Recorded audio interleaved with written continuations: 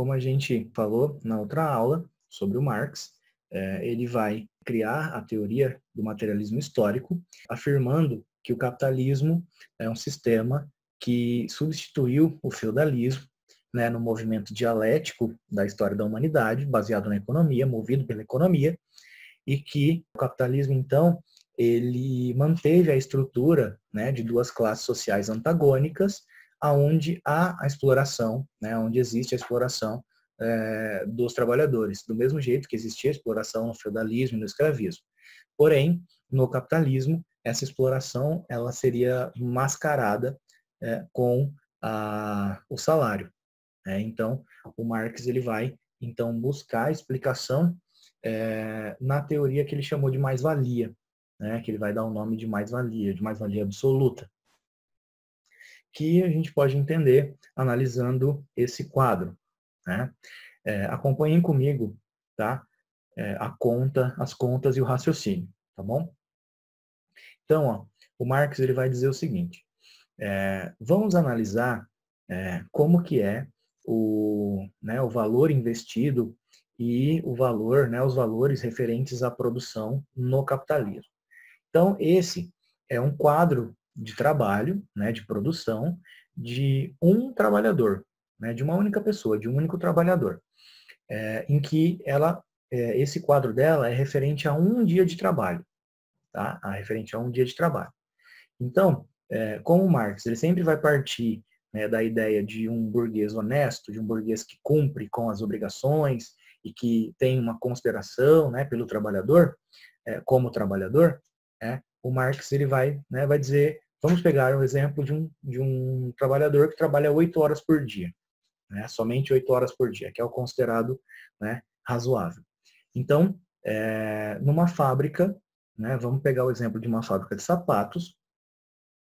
Numa fábrica de sapatos, um trabalhador ele é contratado para trabalhar 8 horas por dia e ele essas 8 horas por dia são divididas em duas partes de 4 horas, né, com um intervalo no meio de almoço.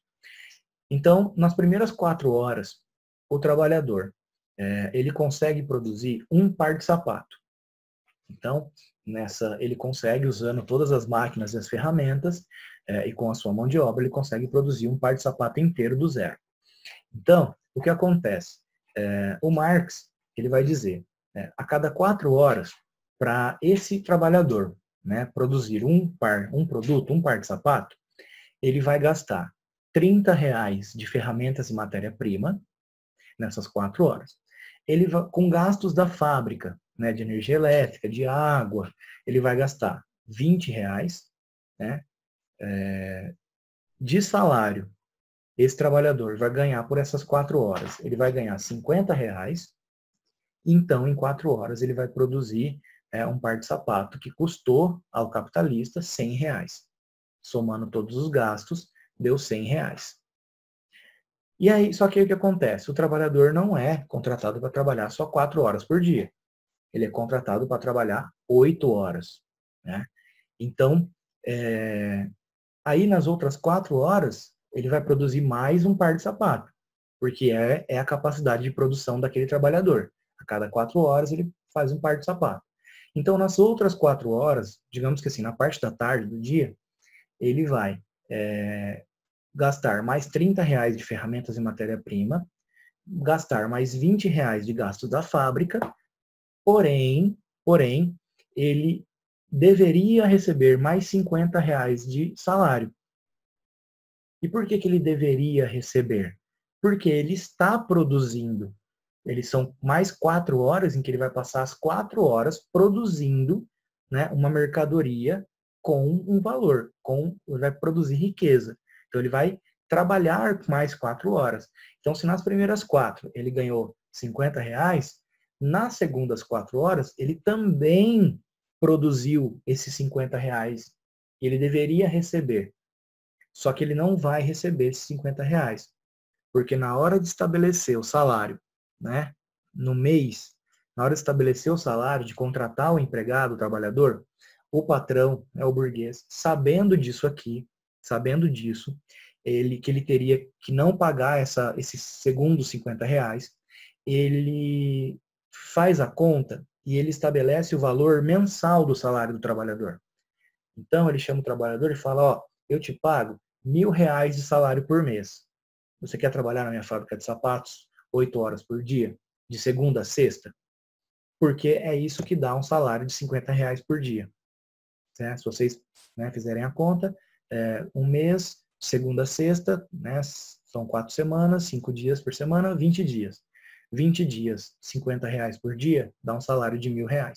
Salário líquido de R$ 1.000. Que é basicamente, hoje um pouquinho menos que o salário mínimo no Brasil. Então, reparem que isso aqui, né, pode ser próximo da realidade de muitos trabalhadores. Então, o Marx vai dizer, nessa segunda 4 horas de trabalho, esses R$ 50 que o trabalhador produziu, que ele deveria receber, mas não recebe, esse valor é a mais-valia. Por quê? Porque esse valor, o burguês vai ficar com esse valor para ele. Ele vai pegar do trabalhador esse valor para ele, porque ele não vai pagar esse valor ao trabalhador. Então, no capitalismo, o lucro não vem de vender mais caro o preço do produto. Né? Ele vem de não pagar ao trabalhador o salário justo, o salário referente ao real do que o trabalhador produziu. Então, o trabalhador, ele produz e ele recebe menos metade ou bem menos da metade do que ele produziu durante o mês como salário. Porque é o trabalhador que produz, né, a riqueza, é ele que produz a mercadoria. Então, ele deveria receber. Então, não pagando esses R$ 50 das segundas 4 horas, o segundo produto produzido, o segundo par de sapato desse trabalhador, só custou ao capitalista R$ 50.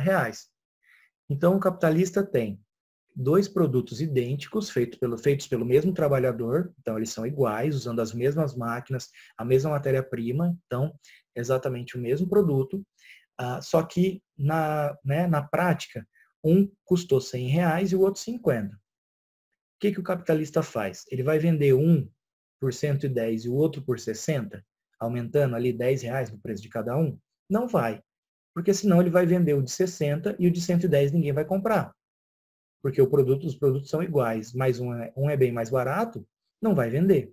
O mais caro não vai vender. Então, o que o capitalista faz? Ele junta esses 2 valores, dá R$ 150 por 2 pares de sapato, e aí, se dividir igualmente entre os 2, ele gastou, né, ele teve que gastar R$ 75 em cada par de sapato. Porque ele pode vender qualquer valor a mais de R$ 75 por par de sapato, ele já vai estar lucrando também em cima desse valor. Então, ele não precisa colocar o preço lá em cima. Ele não precisa jogar o preço desse par de sapato a R$ 200. Ele pode vender, ele gastou 75 em cada um. Ele pode vender a 80, 90. Ele pode vender a 100 que seja. Ele vai lucrar. Então, vamos supor que ele venda a 100. Né? Por que 100? Vamos pegar o preço que o sapato custou na conta correta, com as 4 horas que foram pagas ao trabalhador. Então, nessa conta, o sapato custou R$ 100. Se o patrão vender a R$ 100 cada um, ele gastou 150, ele vai tirar R$ 50 de lucro. E esse lucro não vem de aumentar o preço do produto, porque ele não aumentou o preço do produto para vender. Ele não pagou ao trabalhador o que seria justo para o trabalhador receber. Ah, professor, mas aí se ele vende a 100 e ele paga os 50 para o trabalhador, ele não ficaria com lucro nenhum. Ele não ficaria zero. Então não compensaria para ele ter a fábrica. Né? Só que, aí o Marx vai dizer, e se ele vendesse esses pares de sapato que custariam R$ 100, se fosse correto, cada um, se ele vendesse a 110, 115, 120, ele venderia. Provavelmente ele venderia. Muito mais gente compraria. Por que muito mais gente compraria, professor? Porque se ele, em vez de pagar R$ 1.000 de salário para o trabalhador, ele pagasse os 2.000, que seria pagando as outras 4 horas, Então, se ele pagasse 50 nas primeiras 4 horas e os 50 nas segundas, se o trabalhador recebesse R$ 100 por dia, recebesse o dobro do salário, e durante um mês recebesse, né, 2.000, o dobro, esse trabalhador, ele teria condições de comprar esse próprio par de sapato. Ele teria condições de pagar 110, 120, R$ 130 para comprar esse par de sapato. Porque com o dobro do salário, ele teria essas condições. E o trabalhador, e o dono da fábrica, ele poderia lucrar bastante. Só que ele lucraria em cima do preço do produto. Mas na realidade, não é o que acontece. Por quê? O burguês, o dono da fábrica, ele prefere lucrar em cima do valor do salário do trabalhador, que ele vai lucrar mais, ele vai ter um lucro maior, né? Porque deixando de pagar esses R$ 50, ele pode lucrar R$ 50 e conseguir, se ele conseguir vender um produto um pouquinho mais barato, mais caro, ele vai lucrar mais ainda, né? Vendendo, pagando o salário correto para o trabalhador, ele vai lucrar menos. Ele vai lucrar ali R$ 30 por par de sapato, 20, né, menos até. Então ele não vai lucrar o quanto ele poderia lucrar. Então, segundo Marx, analisando, né, como que é composto, né, como que são compostas no capitalismo as características do trabalho, né, o que é gasto e o que é pago, e o que é produzido, explica-se que há exploração, que mesmo com o trabalhador ganhando um salário, ele não ganha o valor exato do que ele produziu. Então, parte do que ele produziu, parte do lucro do que ele produziu, fica com o burguês. E isso é exploração. Então, o Marx, né, vai afirmar que com a mais-valia, né, com a teoria da mais-valia, que no capitalismo há exploração, sim, né, e que essa exploração ela é mascarada pelo salário. Então, e também aí entra a mais-valia relativa, né, que é uma variação dessa mais-valia absoluta. O que seria a mais-valia relativa? Seria a ampliação da capacidade produtiva através de inovações tecnológicas. Então, por exemplo, esse trabalhador, né, ele trabalha 8 horas e a cada 4 horas ele faz um par de sapato. Mas se eu comprar algumas máquinas para minha fábrica, algumas máquinas melhores, e em 8 horas ele conseguir produzir 4 pares de sapato. Se eu comprar máquinas melhores, mais rápidas, que façam, né, coisas melhores, com mais qualidade, ele pode produzir mais produtos nas mesmas 8 horas. Então, o que acontece? Se as inovações tecnológicas fizerem o trabalhador produzir mais peças, né, mais produtos durante o mesmo horário de trabalho, o burguês ainda vai lucrar mais ainda, porque ele vai ter mais produtos para vender. Tá? E ainda tem aumentar a jornada de trabalho. Dessas 8 horas, eu posso aumentar para 10 horas, como 2 horas extra, e eu posso pagar ali um pouquinho a mais do salário, e ele vai trabalhar mais para mim, produzindo mais produtos, e eu vou ter mais lucro ainda. Então, no capitalismo, né, com a explicação da mais-valia, o Marx ele vai meio que, né, deixar meio que provado que há exploração sim. Né? E a partir daqui é que ele começa a buscar uma ideia de como a sociedade, como a humanidade poderia deixar o capitalismo, ultrapassar o capitalismo e implantar um sistema onde realmente não houvesse exploração, não houvesse classes sociais e não seria necessário nem existir governo. Né? Simplesmente um sistema onde não houvesse exploração e nem classes. Né? Então ele vai buscar, e daí vem a ideia dele, conhecida como socialismo científico, né? Que ele vai dar todas as diretrizes, e ele vai dizer tudo que tem que acontecer, que teria que acontecer, para que o mundo pudesse deixar o capitalismo de lado e entrar em outro sistema. E esse sistema levaria ali a uma vida sem exploração. Né? Que é exatamente, ele vai, né, continuar naquela ideia da dialética. Né? Então agora a gente parte do capitalismo. Então o capitalismo agora ele é a tese. né? O capitalismo, ele é o que está no momento, que vale no momento. Então, ele é a tese. E aí, o Marx vai dizer, como o capitalismo ele é muito forte e com o salário ele aliena o trabalhador, ou seja, ele faz com que o trabalhador não perceba que é explorado, no capitalismo, para o capitalismo deixar de existir, vai ser necessário a interferência dos seres humanos. Né? Vai ser necessário a interferência de alguém que consiga mudar o sistema à força.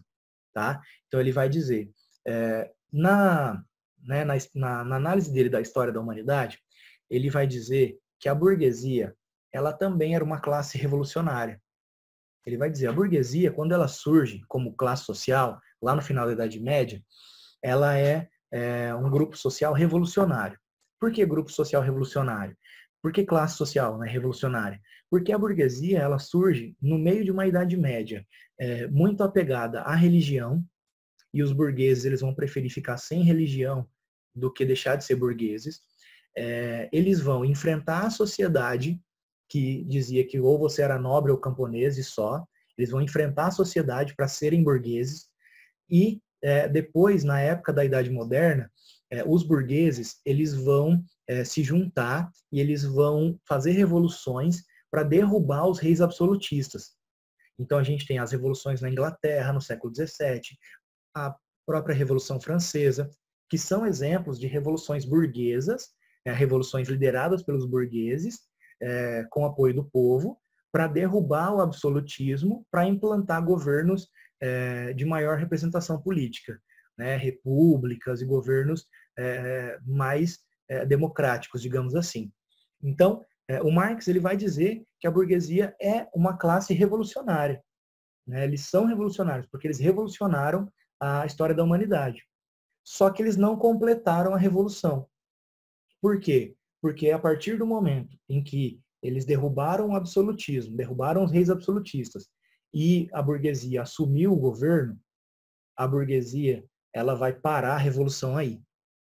A partir do momento em que ela se apodera do governo, do controle, né, que ela se apodera do poder, ela para por ali. E ela não termina a revolução.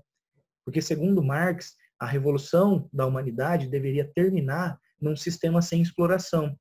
E a burguesia acaba sentindo ali o gostinho do poder e percebendo que ela ganharia muito se mantivesse daquele jeito, daquela maneira a situação, e a burguesia mantém o republicanismo com a democracia e mantém isso tudo para poder continuar, né, lá no topo. Então aí o Marx vai dizer, o capitalismo só vai deixar de existir se os trabalhadores do mundo inteiro se juntarem e fizerem uma revolução mundial, né? Uma revolução mundial de trabalhadores. Então é exatamente aí que o Marx vai tentar organizar grupos, né, socialistas de trabalhadores na Europa para poder discutir, para tentar espalhar a ideia, para tentar conseguir que os trabalhadores do mundo inteiro se unissem e fizessem uma revolução mundial. Segundo Marx, o capitalismo ele iria essa exploração ela iria tornar a vida do trabalhador cada vez mais difícil e cada vez mais ruim, mais dura. Lembrem-se que quando vocês estudam em história, o começo da Revolução Industrial, a vida dos primeiros trabalhadores, né, do começo da Revolução Industrial na Inglaterra, era terrível. Né? Eles trabalhavam 15 horas por dia, ganhavam salários baixíssimos, não tinham leis trabalhistas, não tinham folga, não tinham, né, nenhum direito. Então, a gente vê que o capitalismo, no começo, lá, ele massacrava muitos trabalhadores, né? Muito mais do que faça hoje, talvez. E aí, então, o Marx vai dizer, essa situação iria se tornar cada vez pior, até que chegaria um momento em que os trabalhadores do mundo inteiro, eles entenderiam, né, a situação de exploração, e aí eles fariam essa revolução mundial. E essa revolução mundial, segundo Marx, ela teria que acontecer no mundo inteiro ao mesmo tempo. Para poder dar certo, teria que ser no mundo inteiro ao mesmo tempo. Não daria para ser, né, não daria certo se fosse só em um país, só em outro país. Né? Então, ele vai dizer que não daria certo. Igual a gente percebe que os países que tentaram, né, implantar governos baseados no socialismo da ideia do Marx vão acabar falindo, vão acabar se tornando governos violentos e opressores, porque o próprio Marx tinha profetizado, né, ele tinha, né, deixado claro que a ideia dele, né, de passar do capitalismo para o socialismo e depois para o comunismo, só daria certo se fosse no mundo inteiro ao mesmo tempo. Então, né, voltando, né, à ideia dele de como passaria, né, para o socialismo, os trabalhadores do mundo inteiro iriam se unir, fazer uma revolução mundial, e nessa revolução os trabalhadores iriam tomar os meios de produção e iriam tomar a posse do governo. Né, que segundo Marx, no capitalismo, o governo é um instrumento de dominação, né, da classe dominante contra a classe trabalhadora. Então, o Marx ele estabeleceria que deveria haver essa revolução, os trabalhadores deveriam tomar a força, né, porque é uma revolução, então tem que ser a força, tomar a força, os meios de produção, né, ou seja, assim, o controle das fábricas e o governo. E aí os trabalhadores, eles passariam a exercer o governo. E aí entraria na fase de transição, que na ideia original do Marx é a fase que se chama de socialismo. Né? A fase do socialismo, na ideia original do Marx, ela é a fase de transição. Ela é só uma fase, ela é uma fase provisória, uma fase de transição. E nessa fase do socialismo, haveria então esse governo dos trabalhadores. Né, seria o que o Marx chamou de ditadura do proletariado. Ou seja, os trabalhadores exerceriam o governo todo, tá, total. O governo ia ser todo controlado pelos trabalhadores e seria uma ditadura. Ou seja, os trabalhadores eles decidiriam tudo sem a interferência, né, dos burgueses ou de outros grupos sociais. Né, porque os trabalhadores precisam implantar a igualdade na divisão dos lucros. Então, durante essa ditadura do proletariado, os antigos donos, né, a antiga burguesia, a classe da burguesia, quem não aceitasse fazer parte do novo sistema, seria excluído, né, seria preso ou seria morto, seria excluído de alguma forma, porque todos teriam que aceitar a situação. Que situação? Justamente pegar o trabalho, a produção nas fábricas, e pegar o lucro do mês inteiro e dividir igualmente entre todos os funcionários da fábrica. Né? Inclusive, se os burgueses aceitassem fazer parte, eles passariam a trabalhar na fábrica e ganhariam igual todo mundo. Então, o Marx vai deixar claro, só quem realmente não aceitasse de modo algum fazer parte desse sistema. Então, qual seria a solução? Perdão. Qual seria a solução para o Marx, então, para entrar na fase do socialismo? Estabelecer a força que o lucro de todas as fábricas do mundo devem ser dividido igualmente entre todos os trabalhadores da fábrica. Né? Aí, hoje em dia, tem, né, muitos intelectuais que defendem o capitalismo criticam essa parte da ideia do Marx, dizendo: mas dentro de uma fábrica, o trabalho de algumas pessoas é mais importante que o trabalho de outras. E aí o Marx vai dizer, mas espera aí, o que se considera importante? O que é importante? É ser o presidente da fábrica? Ou é importante produzir os produtos? Qual é o mais importante? Né? Se uma fábrica tivesse só o presidente e não tivesse os operários, existiria forma da fábrica sobreviver?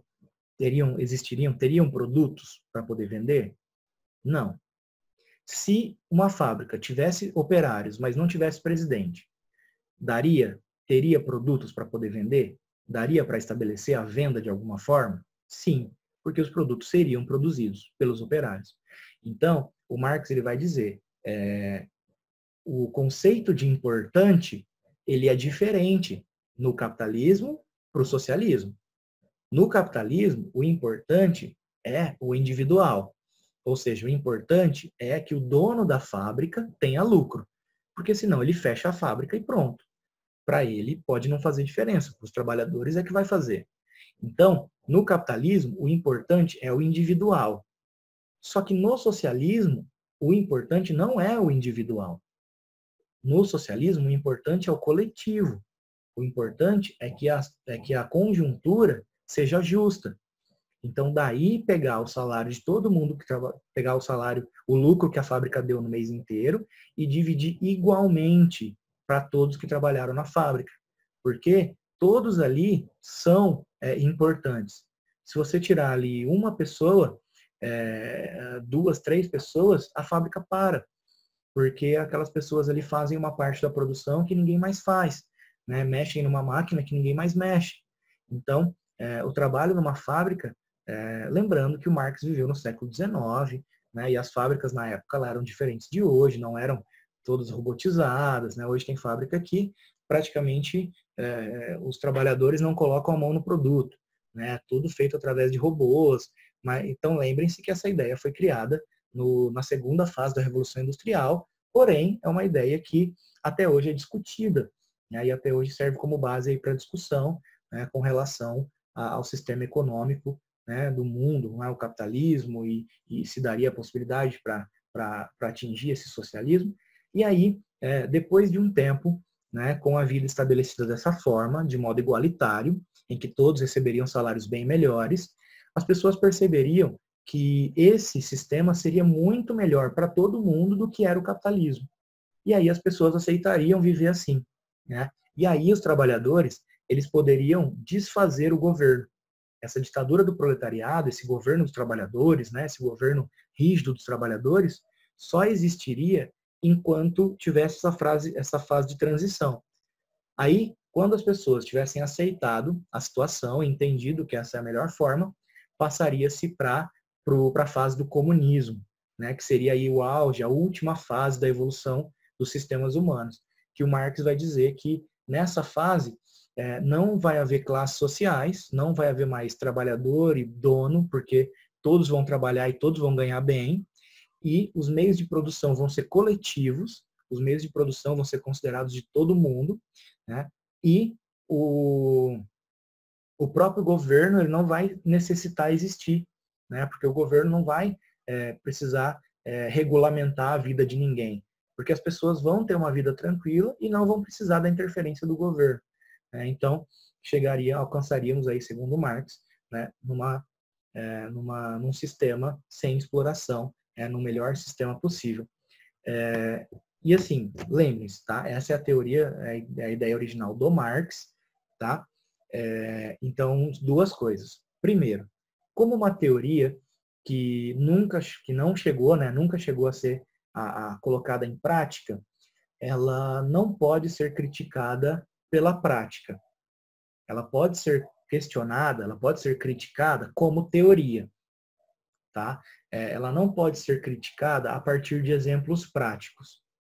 Lembra que eu comentei há alguns minutos atrás. O próprio Marx vai deixar bem claro, né, o Marx e o Engels vão deixar claro que essa mudança, essa transição, só daria certo se fosse no mundo inteiro.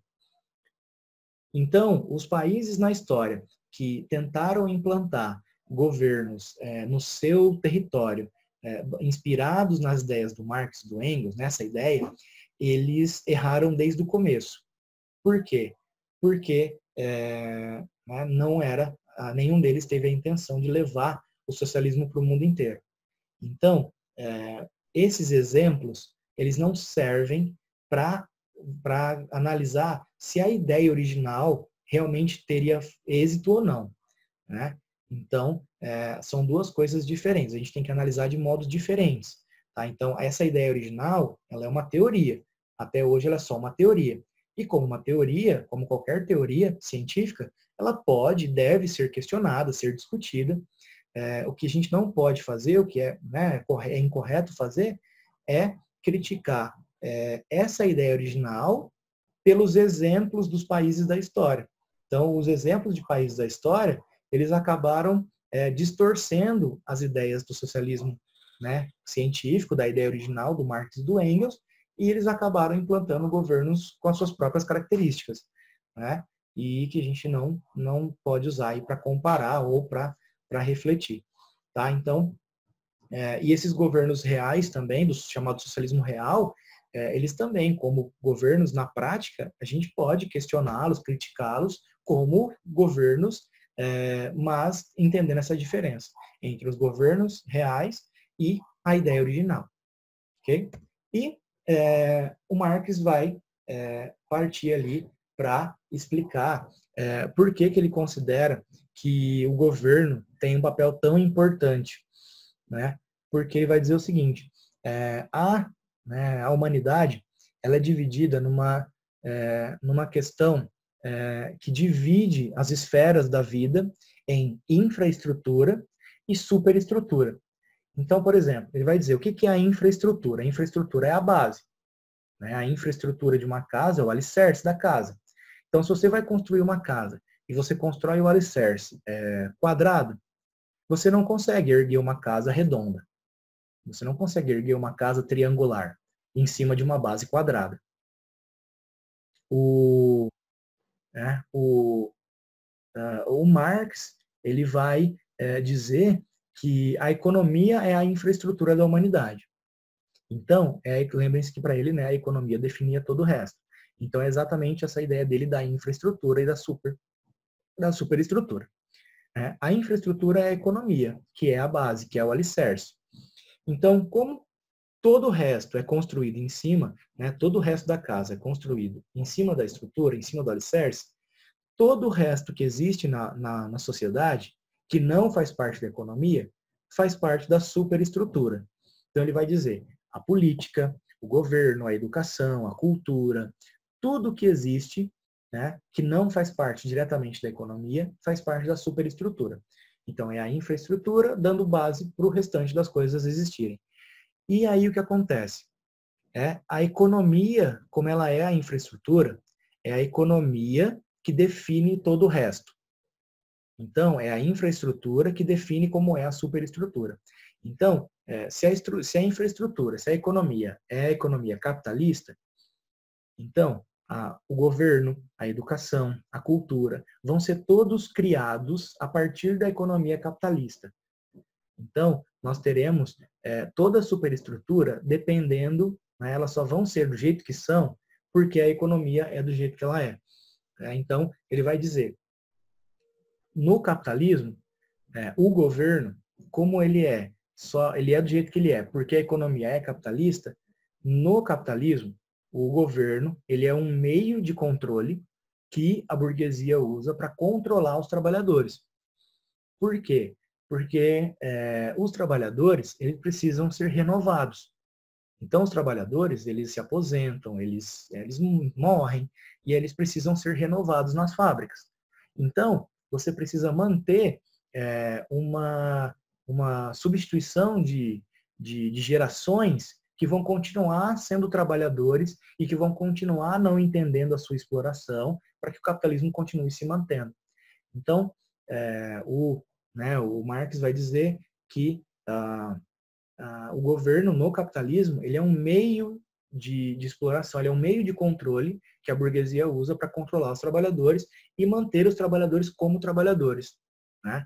Por isso, por exemplo, o exemplo de muitos países, o governo não fornecer uma educação pública de qualidade para a maioria das pessoas, para a maioria das famílias. Porque se a educação for de qualidade para todos no país, as pessoas acabam questionando o sistema e o capitalismo correria risco. Né? Mas essa é a ideia do Marx. Né? É óbvio que a gente pode criticar essa ideia, porque existem países aí capitalistas que a educação é de qualidade, é pública, é para todo mundo e é de qualidade. Porém, a gente precisa entender que um país ele não se vira sozinho. Ele sempre tem relações comerciais com outros países. E aí, se dentro de um país não há problemas econômicos, é porque ele acaba ganhando de outro país na relação comercial com outro país. Então, se ele não perde, outro perde. Né? É o jogo econômico do planeta.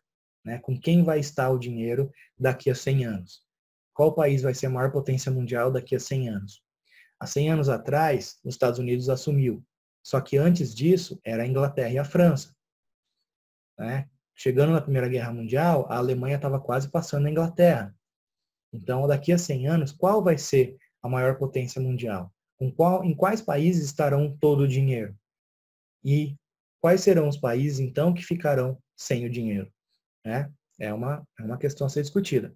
A questão da alienação, né, que eu comentei ali atrás, que o Marx vai dizer, no capitalismo, o trabalhador ele é alienado, ou seja, o sistema faz com que o trabalhador ele se afaste da sua produção.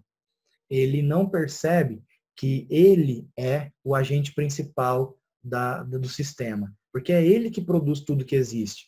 Né? Resumido naquela frase, né? Se a classe trabalhadora tudo produz, a ela tudo pertence. Né? É a ideia de dizer que... E a alienação é justamente o fato de que no capitalismo, os trabalhadores eles não conseguem enxergar isso. Eles não conseguiriam enxergar que o carro que passa na frente dele na rua, aquele carro ali só está passando ali, o carro só existe porque ele trabalha numa fábrica de automóveis e ele ajudou a fabricar aquele carro. Se ele não tivesse ajudado a fabricar aquele carro ali, que passa na frente dele na rua, aquele carro ali não existiria. Aquele produto não existiria. Então, só que ele não percebe. O carro passa na frente dele, ele não percebe. Ele não consegue fazer essa relação, né, de que os produtos que existem no mundo são todos produzidos pelos trabalhadores. E não conseguem, então, perceber a importância que eles têm no sistema. E continuariam sendo explorados através da mais-valia. E outra questão também que contribui para essa alienação seria que no capitalismo há o chamado fetiche da mercadoria. Né? No capitalismo, quando você vai comprar um produto, fetiche no sentido de mágica, tá? De fetiche no significado original da palavra, tá? Na ideia de mágica, né? De ter ali uma mística, né, sobre o produto. Que mágica é essa que tem no capitalismo que nos leva a querer comprar as coisas? Né? É a ideia de quando você compra um produto, você não consegue ver no produto o trabalho que deu para ele ser feito. Então, quando você paga o valor no produto, você não sabe como ele foi produzido. Você não sabe a dificuldade que deu ou os problemas que teve para ele ser produzido.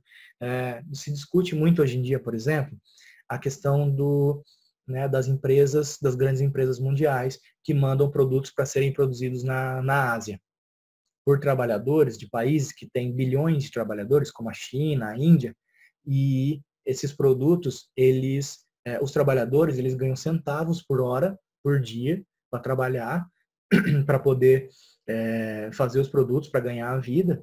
E aí, quando você compra aquele determinado produto daquela determinada marca, você não enxerga que você está contribuindo para quase uma escravidão do outro lado do planeta.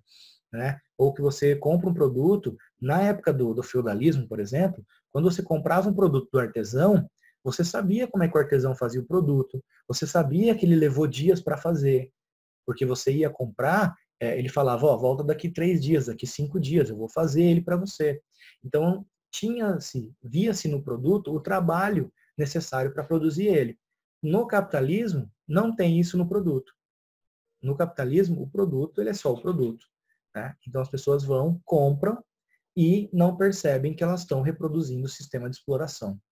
Né? Então, dessa forma, o Marx vai tentar explicar aí que realmente haveria problemas de exploração no capitalismo e qual seria a forma de ultrapassar o capitalismo como sistema.